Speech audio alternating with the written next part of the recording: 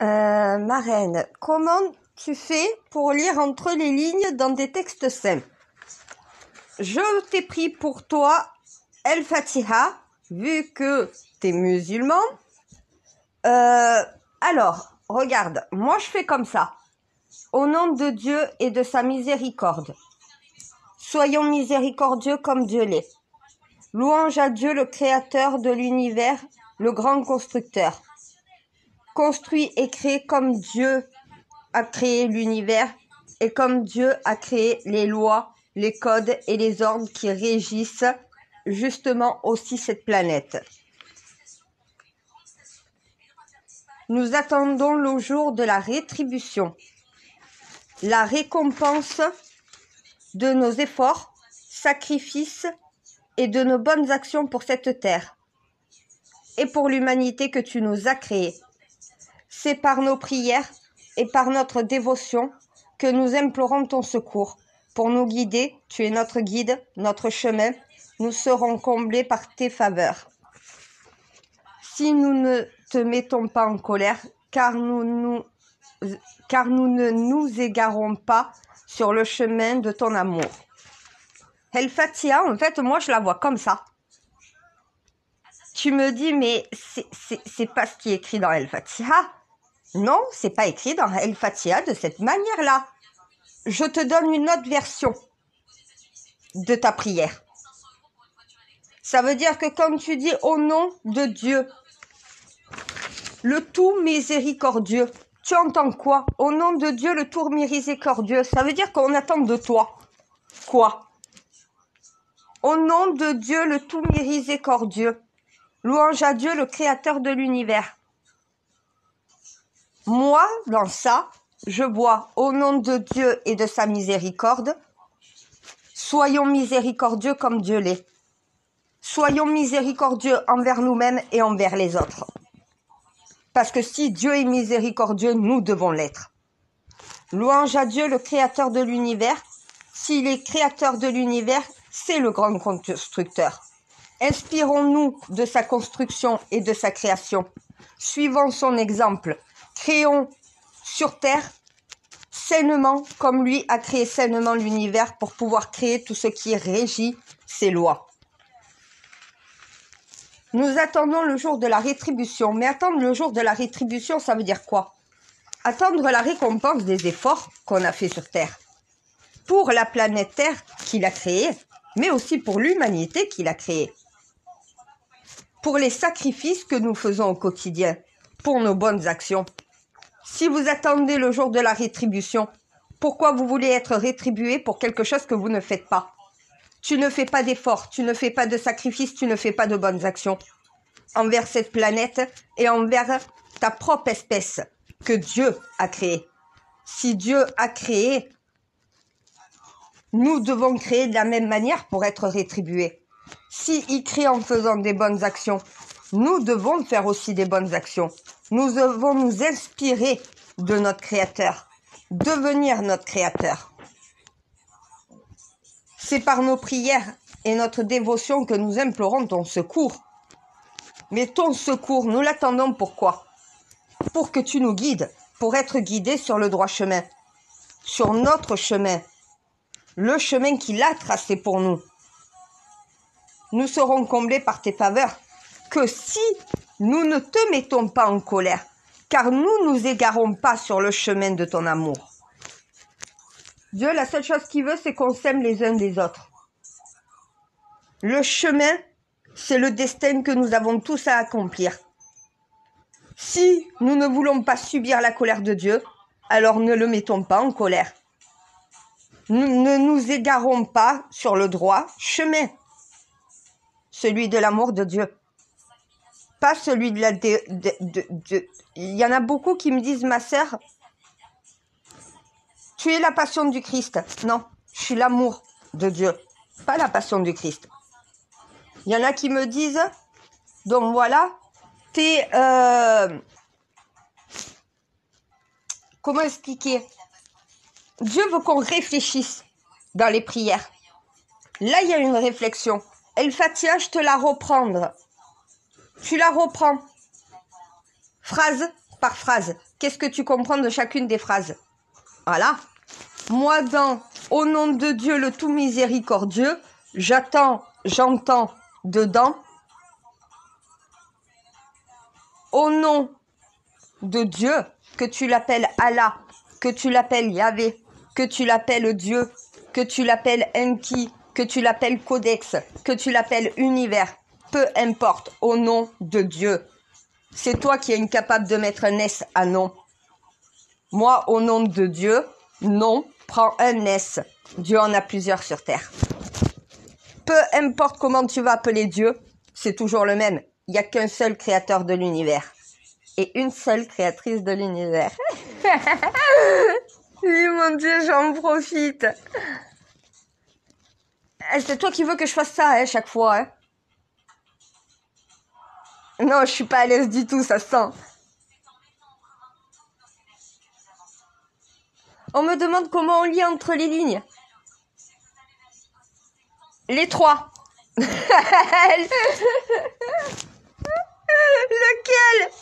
Les trois. J'ai chrétiens, juifs et musulmans qui me disent « Mais comment on lit entre les lignes dans nos textes saints ?» Donc c'est les trois textes saints. Je leur dis « Tu reprends prière par prière, qu'est-ce que tu comprends dedans ?» On me dit « Je sais pas faire, comment tu fais ça ?» Je lui ai pris El-Fatiha. Dans El-Fatiha, il est dit « Au nom de Dieu, le tout miséricordieux. » Ça commence comme ça. Au nom de Dieu. Est-ce qu'ils mettent un S à non? Moi, je le mets. Et pourtant, il n'est pas écrit dans la prière. Moi, je le mets au nom de Dieu et de sa miséricorde. Si Dieu est miséricordieux, il est pour tous les humains sur cette planète. Pas seulement pour les musulmans, les juifs ou les chrétiens. Il est pour tous les humains sur terre. Dieu est miséricordieux. Ça veut dire quoi? Si lui l'est, nous devons l'être. Point final. Si t'es miséricordieux, qu'est-ce que t'attends de nous? Que nous le soyons aussi. Celui qui est miséricordieux est égal à Dieu. C'est ce qui est dit dans la première phrase de El-Fatiha. En ton nom et en ta miséricorde. Qu'est-ce que nous devons faire? Être miséricordieux comme tu l'es, en ton nom, peu importe le nom qu'on utilise pour te nommer. Ça parle des autres religions dans El-Fatiha aussi. Hein. Louange à toi. Attends, mon amour. Louange à Dieu, c'est dit. Louange à toi, le créateur de l'univers. Qu'est-ce que j'entends, moi, derrière? Ben, si tu es le créateur de l'univers, ça veut dire que tu l'as construit. Tu es le constructeur. T'attends de nous quoi? Que nous construisons de la même façon que tu construis? Que nous bâtissons? Que nous créons? Tu as créé l'univers. L'univers est quelque chose de stable, d'équilibré, de proportionnel. Chaque chose a sa place, chaque place fait correctement sa mission. Qu'est-ce que tu attends, nous, qu'on fasse sur Terre? La même chose que tu as fait avec l'univers. C'est à nous de régir les lois de cette planète, comme toi tu régis les lois de l'univers. Toi, tu as gardé l'univers et t'as offert la terre à tes humains. Qu'est-ce que nous faisons de la terre que tu nous as offert? Nous savons pas construire, nous savons pas créer, on détruit. Voilà. Donc tout simplement, crée et construit de la même manière que Dieu a créé l'univers, régit par ton intelligence les lois, les codes et les ordres de cette planète. Tu en es le maître, tu en es le protecteur, tu en es le créateur, tu en es le constructeur, le bâtisseur. À même égalité que Dieu dans l'univers, sur Terre, nous avons le même devoir que toi. Maintenir l'équilibre. L'univers est l'équilibre parfait. Si on veut vivre en paix sur Terre, il faut l'équilibre parfait qu'il y a dans l'univers. Comment tu maintiens l'équilibre parfait? Par des codes, par des ordres, par des lois. Que devons-nous faire sur Terre? La même chose que tu fais avec l'univers. Nous devons être ton égal. Donc, tu es le créateur de l'univers. Ça veut dire que tu es le constructeur. Qu'est-ce qu'un constructeur? Un bâtisseur.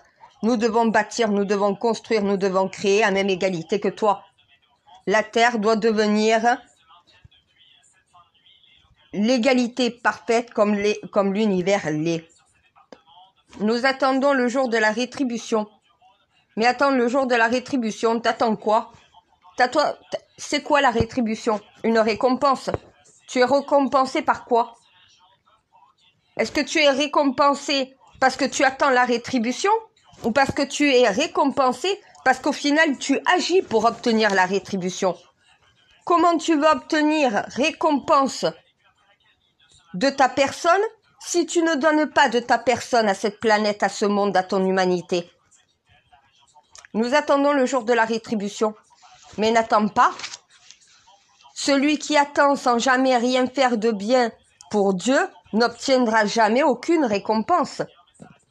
Tu nous récompenses pour nos efforts, les sacrifices que nous endurons, pour les bonnes actions que nous faisons. Est-ce que tu nous récompenses pour, au final, notre égoïsme? Faire le sacrifice de sa personne, la luxure, sacrifie un petit peu de ton argent. Sacrifie quelque chose qui t'appartient. Sacrifier, c'est de donner. C'est de se détacher de quelque chose qui t'appartient. C'est de perdre quelque chose dont voilà qui t'appartient pour le donner à un autre. Le don. Le don est un sacrifice financier.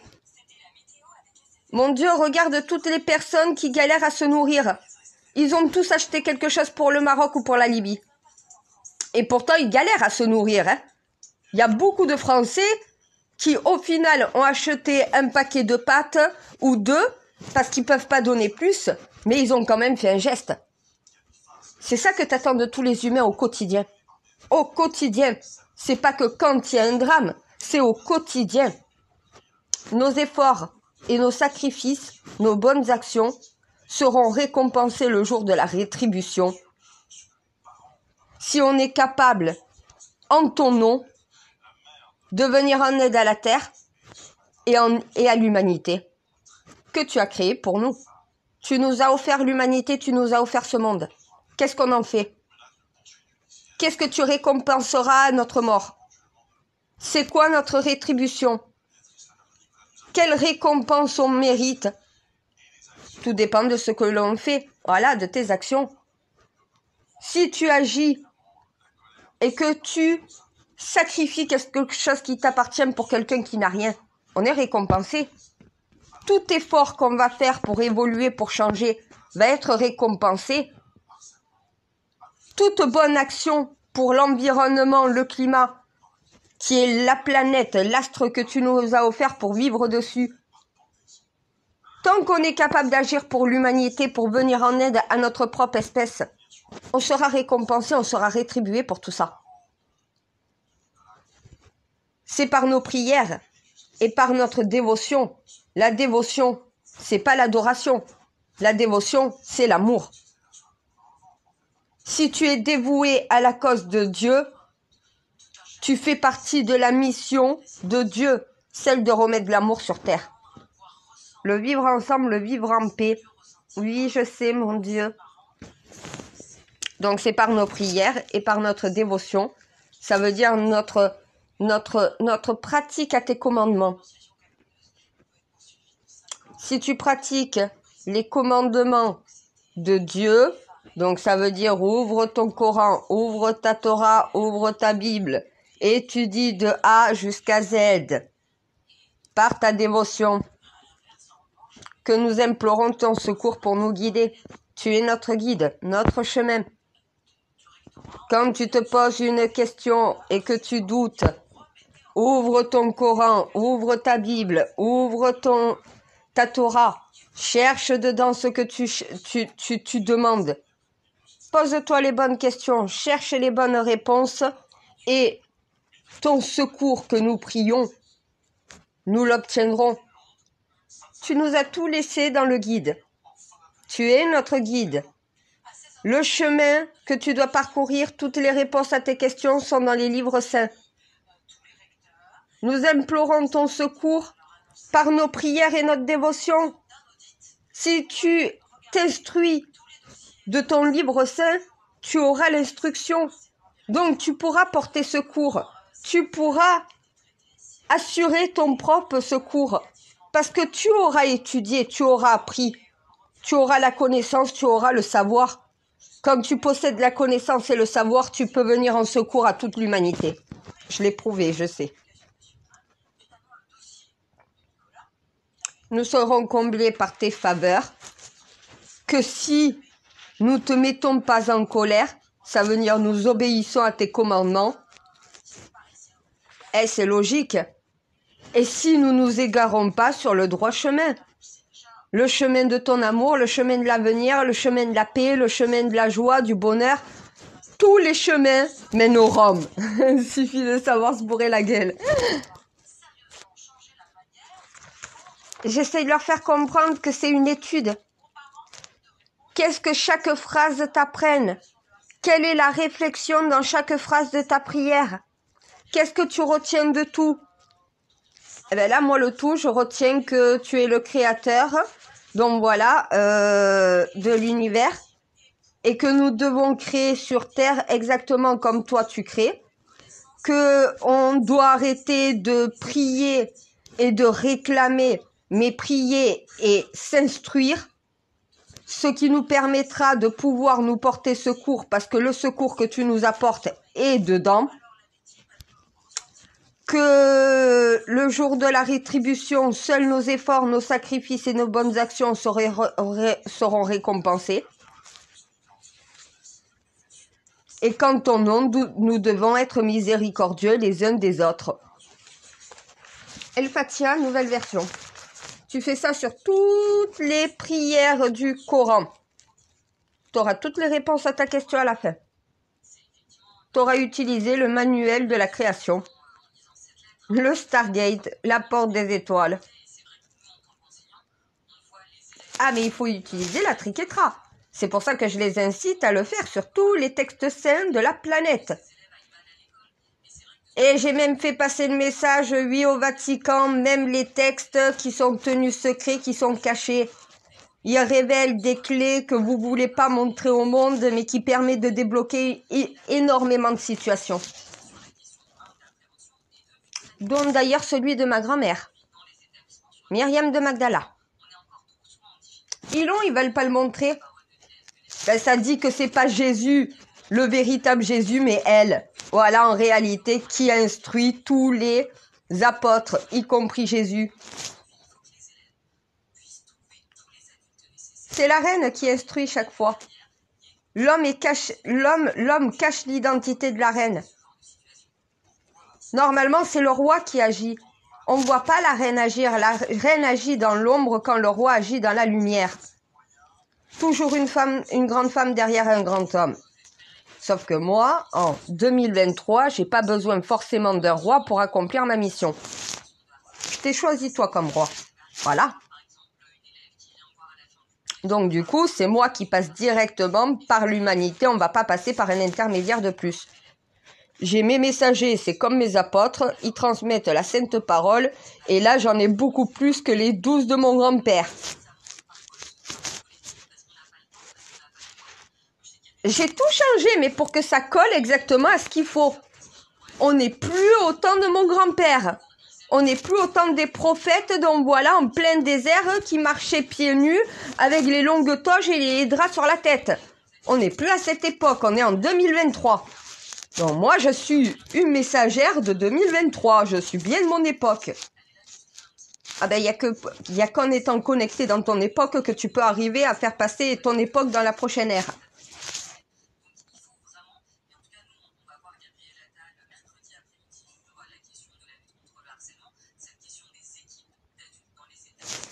Oui, il faut même leur apprendre à savoir lire entre les lignes.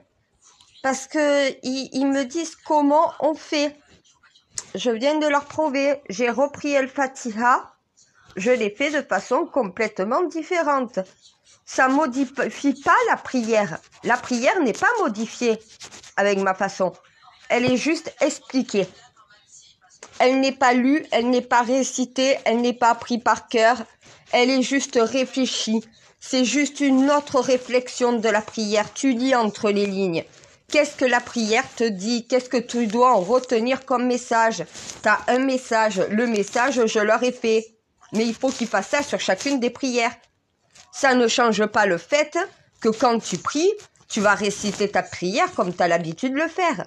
Mais il faut que tu réfléchisses aussi à ce que tu récites. Et la réflexion, c'est ça. Il y a deux façons de lire une Bible, de lire un Coran ou de lire une Torah.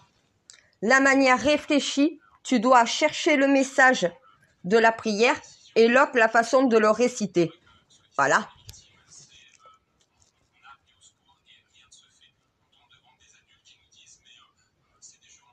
Le 0 et le 1. Je leur ai dit, il y a binaire, binaire, binaire, bi. Je crois qu'ils ne savent pas ce que ça veut dire binaire. Deux façons de lire les textes saints.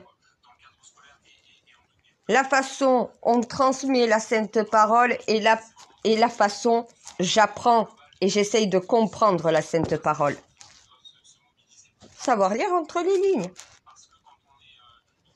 Si tu veux avoir toutes les réponses à ta question, dans le Coran, c'est pas juste en récitant ce que tu lis, c'est en cherchant à comprendre ce que tu lis. Tu dois modifier toute ta lecture pour en avoir un message. Ce message, c'est les clés. Une fois que tu as toutes les clés, tu peux passer la porte des étoiles. Tu as la connaissance, tu as le savoir, tu as étudié, tu es instruit. Ça, c'est s'instruire. Voilà. Et c'est ce que malheureusement, on ne fait pas dans nos religions. On leur dit, tu fais le Notre Père, tu dis 3 Notre Père. Mais il peut lire 3 Notre Père. Si tu n'as pas compris ce que veut dire le Notre Père, ça ne sert à rien de faire le Notre Père.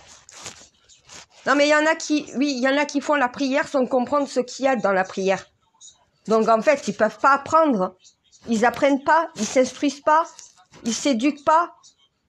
Puisqu'au final, ils font que du copier-coller. Il faut qu'ils cherchent la réflexion de ce qui est écrit.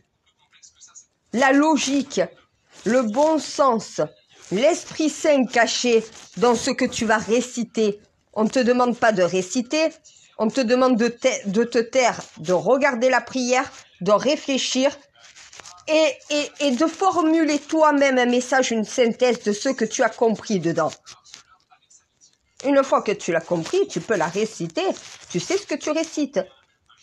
Tu sais ce que veut dire la prière. Tu as le fondement de tout ça. Si tu récites sans rien comprendre, tu n'as aucun fondement. Tu n'as aucun bon sens. Tu répètes quelque chose qu'on t'a appris. Mais tu répètes sans comprendre ce que tu dis. Donc tu n'apprends pas, puisque tu n'as pas compris.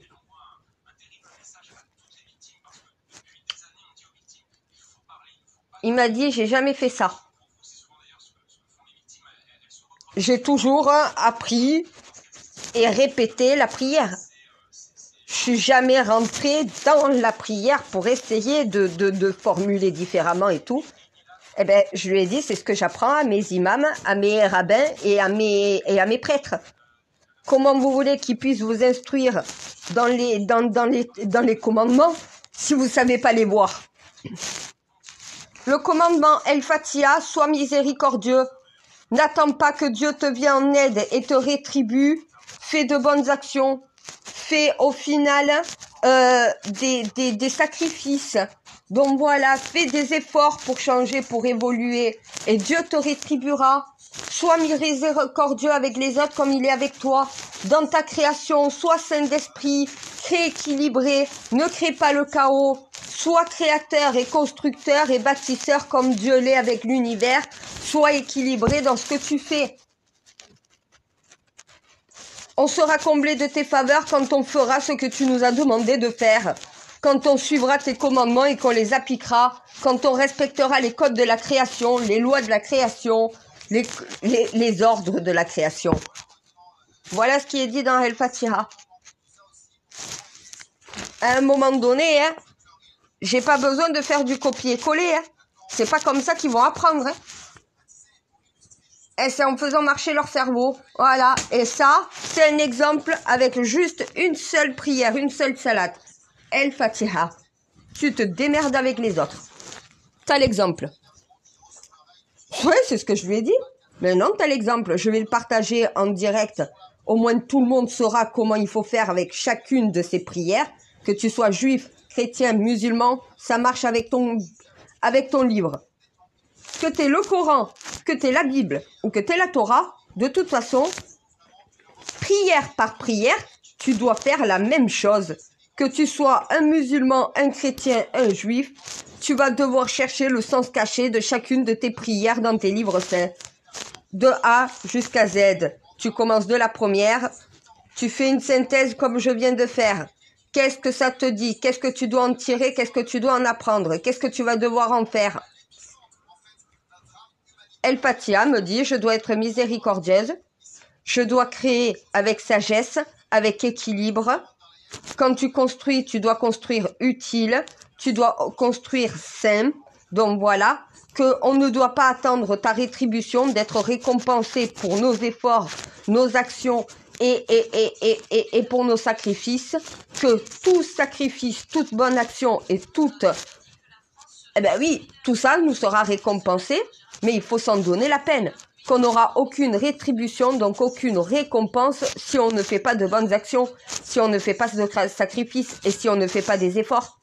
Si ça, on ne le fait pas, on n'aura rien. Tu n'es pas récompensé pour quelque chose que tu n'as pas fait ou quelque chose que tu as fait mal. Et si on veut justement être comblé de tes faveurs, sur terre comme dans l'autre monde, il faut en être digne. Pour être comblé de tes faveurs, il faut suivre tes commandements. Il faut suivre tes codes. Il faut suivre les ordres que tu transmets et les lois que tu transmets. Parce que c'est ce qui permet d'obtenir toutes tes faveurs. Donc vivre dans un monde en paix. Si tu veux vivre dans un monde en paix, applique les ordres que Dieu transmet et tu auras le monde en paix que tu demandes. Tu nous viens en aide en nous donnant la possibilité de faire les choses par nous-mêmes, en ton nom. Donc se prétendre être toi pour être Dieu sur terre en créant sainement. Les humains veulent être des dieux sur terre. Le jour où vous serez des dieux sur terre, c'est que vous serez digne de Dieu. Tu ne peux pas être digne de toi. On ne peut pas être digne de toi si on n'est pas comme toi. L'esprit. J'essaye de leur faire comprendre, c'est pas le corps, c'est pas le travail ou quoi. L'esprit. Tout ce que tu fais, fais-le avec l'esprit de Dieu. T'es le seul qui est saint d'esprit. À un moment donné, c'est pas Macron qui est saint d'esprit, hein, tout le monde le sait. Hein. Oh mais ça me fait rire. Hein. Les chefs d'État veulent être des dieux à ta place. Ils détruisent, ils ne créent pas, ils ne construisent pas, ils ne bâtissent pas, ils détruisent, ils créent le mal. Ils construisent le chaos. Ils vont à l'inverse complet de ce que toi tu fais. Est-ce que c'est le chaos dans l'univers? C'est le calme sidéral. Et dans toutes les prières, il est dit ce que tu dois faire pour être l'égal de Dieu. Une fois que tu as fait tout ce que toi tu as fait, eh bien on est à ton niveau. On peut agir sur l'humanité en ton nom. Tant que tu n'as pas compris qu'est-ce que Dieu attend de toi, humain, sur terre, de toute façon, tu ne peux pas agir ou parler en son nom. Tu n'en es pas digne. C'est ce que j'essaye de leur faire comprendre. Soyez dignes de Dieu et vous serez l'égal de Dieu. Sur terre, dans la mission, vous deviendrez Dieu pour pouvoir faire le bien en son nom. Tu ne peux pas faire le mal en ton nom. Tu laisses le libre arbitre. Voilà. À un moment donné, tu es obligé de laisser le libre arbitre. Donc nous, on doit laisser le libre arbitre aux autres aussi. C'est pour ça que j'ai fait El Fatiha uniquement, que j'en ferai pas d'autres, parce qu'après, je leur laisse leur libre arbitre.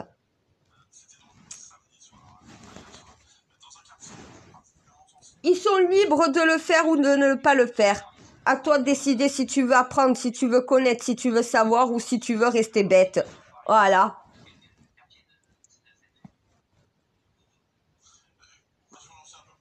Et de la douleur vient l'illumination. Plus ça va chauffer dans ta tête, plus ça veut dire que tu réfléchis. Plus plus tu fais fonctionner ton cerveau, plus au final ça veut dire que tu évolues. Prends prière par prière, reprends chaque prière faisant une synthèse. Qu'est-ce que te dit la prière? Non mais les musulmans entendent au nom d'Allah le tout miséricordieux, ils se disent pas qu'est-ce qu'attend Dieu de nous? Qu'est-ce qu'attend Allah de nous? Qu'on le voie comme un miséricordieux ou que nous soyons nous-mêmes miséricordieux? Qu'est-ce qu'attend Dieu de nous? Qu'est-ce que te dit El-Fatiha? Si Dieu est miséricordieux, qu'est-ce qu'il attend de toi? Que tu le sois aussi. C'est pas le tout de dire « Oh Dieu, le plus beau, le plus grand, le magicien, oh t'es miséricordieux. » Toi tu l'es, à nous de devenir. C'est pas le tout de dire Dieu est miséricordieux, sois-le aussi. Ça veut dire que tu as compris pourquoi il est miséricordieux. Ils n'ont pas compris pourquoi tu es miséricordieux. Je crois qu'ils savent même pas ce que c'est la miséricorde. Et chrétiens, juifs et musulmans, qu'est-ce que la miséricorde?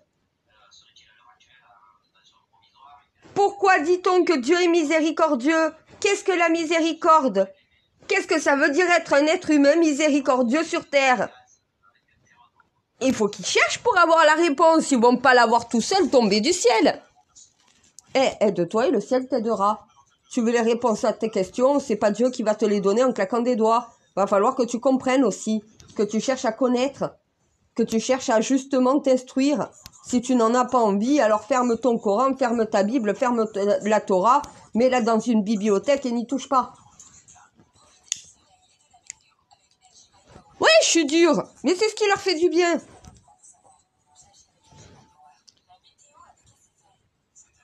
J'ai un imam qui commence à utiliser la même technique que moi, un peu plus brusque quand même. Commencer à les secouer un peu. Oui, celui d'hier qui justement était abasourdi que... Non, mais c'est un de ses plus fidèles. Il sait pas lire entre les lignes. Il me dit, mais moi, je sais le faire, ce que tu demandes. On l'a fait pour pouvoir étudier les textes saints. On ne peut pas être des érudits sans ça. Oui, mais est-ce que tu as poussé tes fidèles à faire comme toi, à apprendre la religion et non pas réciter des prières? Tu dois connaître les fondements de la religion, les fondements de chacune des prières. C'est comme chaque pierre a un édifice. Tu as toujours besoin de la première pierre pour poser les fondations. Voilà, à un moment donné, chaque prière est une pierre. Une fois que tu as toutes les pierres, tu peux commencer à construire. Tu vas pas faire une pierre, la poser, une pierre, la poser. Tu vas faire toutes tes pierres. Une fois que toutes tes pierres sont prêtes, eh ben là, tu construis.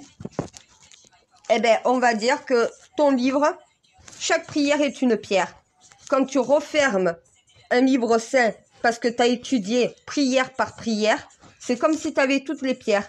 Tu peux poser toutes tes fondations, tu as toutes les pierres pour construire ton édifice. Ou c'est comme une clé. C'est comme si tu avais la clé de chacune des étoiles.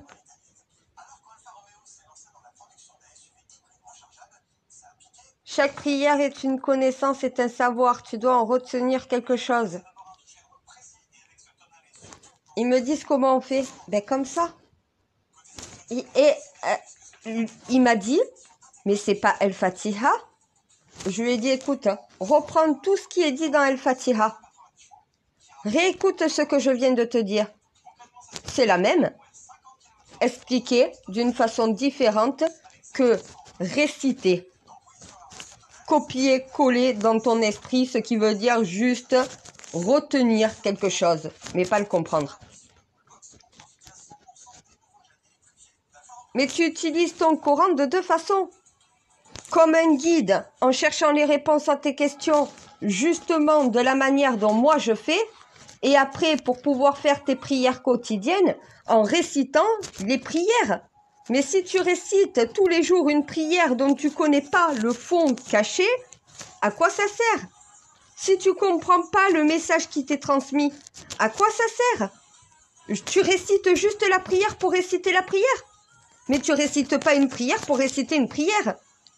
Tu récites une prière parce que tu comprends le message et que tu, justement, fais comprendre à Dieu. J'ai compris ton message.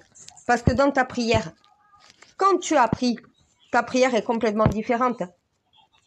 Elle n'est pas dénuée de sens, puisque le sens caché, tu l'as trouvé. Donc ta prière prend beaucoup plus de sens que si tu n'avais pas compris. Mais je vais arrêter sur ça, t'as raison. Le mot de la fin. Apprenez, comprenez, sachez. Toutes les réponses à leurs questions se trouvent dans les livres saints. Que tu l'appelles le Coran, la Torah ou la Bible, tu prends prière par prière, tu fais ça dans tous les livres saints. Il y a la même façon de décrypter un livre saint. La manière est unique. C'est un unicode.